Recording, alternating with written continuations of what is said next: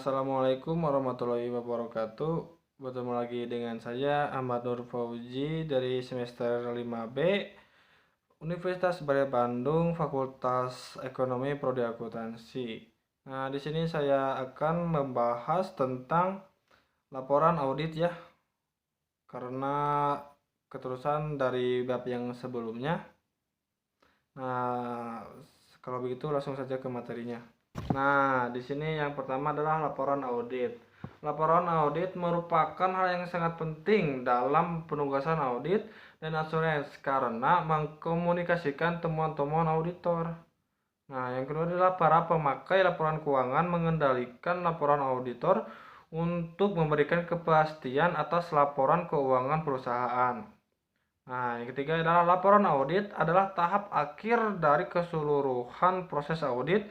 Kita akan memulainya dengan menguraikan isi dari laporan audit dalam isi laporan audit standar.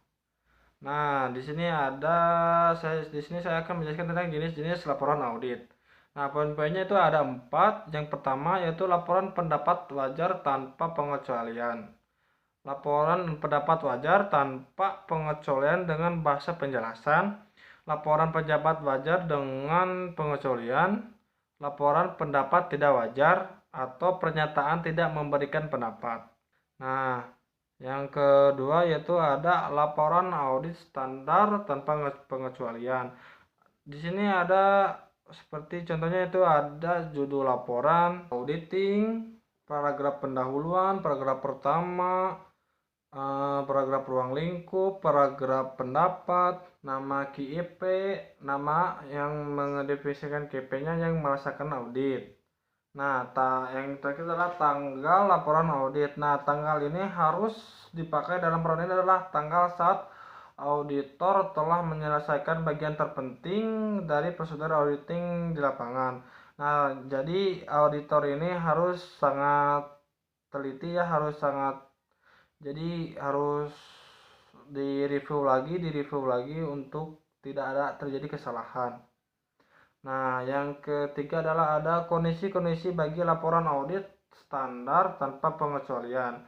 Nah, yang pertama adalah ada semua laporan seperti neraca, seperti ekuitas, laporan arus kas, dan lain-lain. Nah, sudah termasuk dalam laporan keuangan ya. Nah, yang kedua adalah bukti audit yang dibutuhkan telah terkumpul secara mencukupi dari auditor. Bukti yang telah menjalankan tugasnya sedemikian rupa sehingga ia dapat memastikan kerja lapangan telah ditaati. Yang ketiga yaitu standar umum telah diikuti sepenuhnya dalam pekerjaan kerja.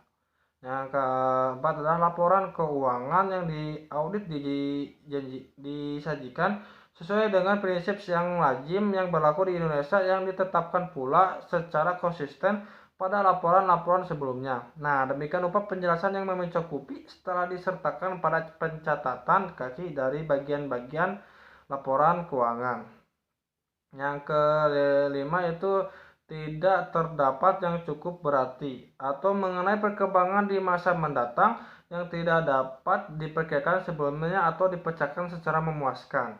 Nah, yang keempat adalah laporan audit wajar tanpa pengecualian dengan paragraf penjelasan atau modifikasi kata-kata. Nah, yang pertama adalah laporan audit wajar tanpa pengecualian dengan paragraf penjelasan atau modifikasi percakapan sesuai dengan kriteria audit yang lengkap dengan wajar dengan hasil yang memuaskan dan laporan keuangan yang disajikan secara wajar tetapi auditor merasa tidak penting atau wajib untuk memberikan informasi tambahan.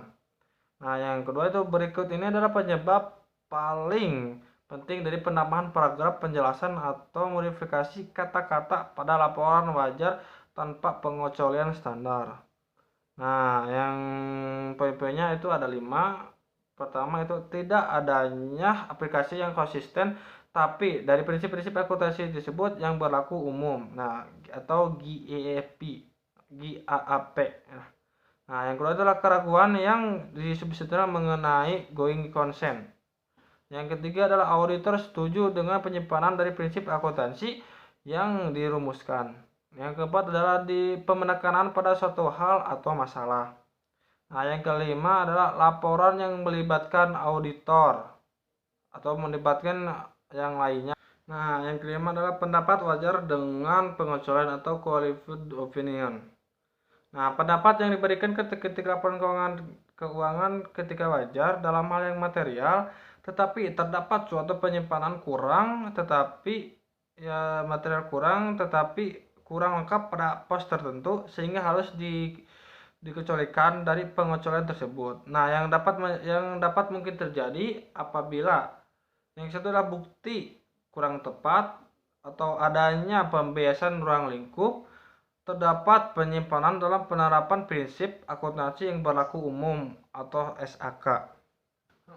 Yang keempat adalah menurut SA 508 paragraf 20. Nah, jenis ini adalah pendapat ini adalah diberikan tidak adanya bukti kompeten yang cukup atau adanya pembatasan lingkup audit yang material tetapi tidak mempengaruhi laporan keuangan secara keseluruhan.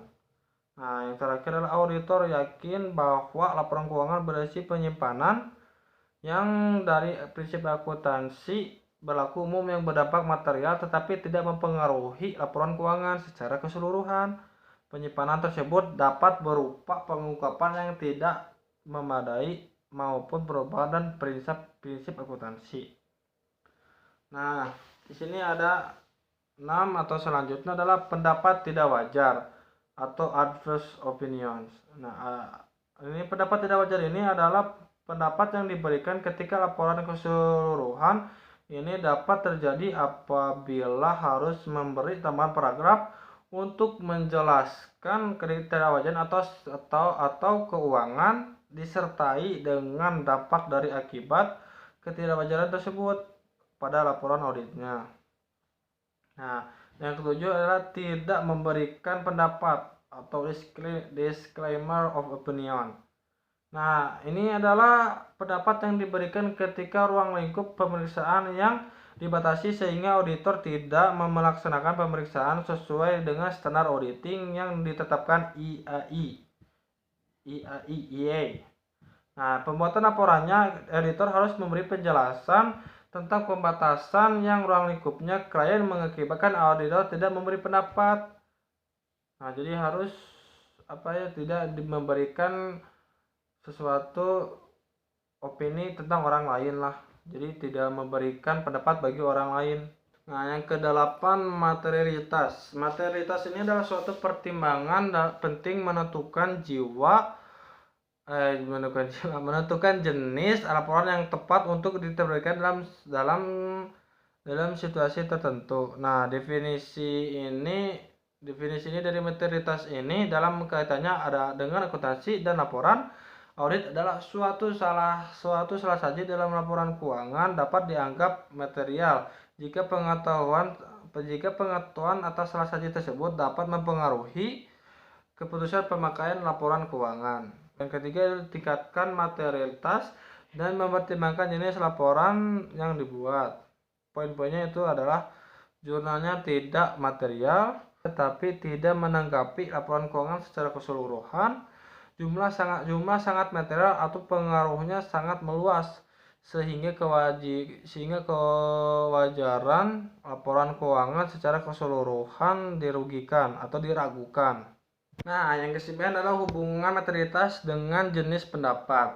Nah, tingkat materialitasnya dibagi dengan 3, yaitu tidak material, material, sangat material.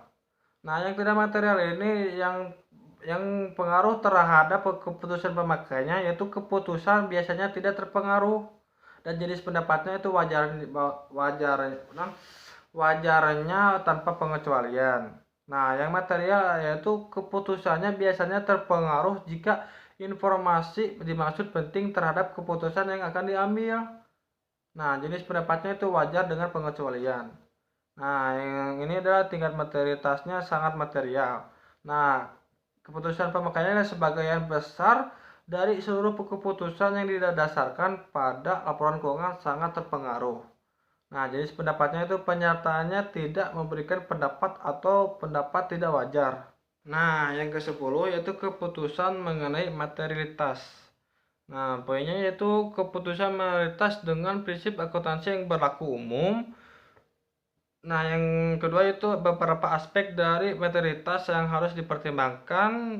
Contohnya seperti jumlah rupiah dibandingkan terhadap tolak ukur tertentu. Nah, jadi cara yang paling lazim untuk mengukur materialitasnya adalah jika seorang klien telah menyimpang dari setiap akuntansi yang berlaku umum adalah dengan membandingkan nilai uang dari kesalahan di dalam akun-akun yang bersangkutan terhadap tolak ukur tertentu. Nah, yang kedua adalah daya ukur. Nah, nilai yang terkandung pada beberapa salah saji tidak dapat diukur dengan secara akurat. Nah, yang ketiga adalah sifat salah saji. Nah, salah saji ini berikut dapat mempengaruhi keputusan pemakaian laporan keuangan dan demikian juga akan mempengaruhi pendapat auditor. Nah, dengan cara yang berbeda dari salah saji yang lazim. Mungkin sekian dari presentasi saya atau penjelasan dari saya. Mohon maaf bila ada kesalahan. Sekian dan terima kasih. Wassalamualaikum warahmatullahi wabarakatuh.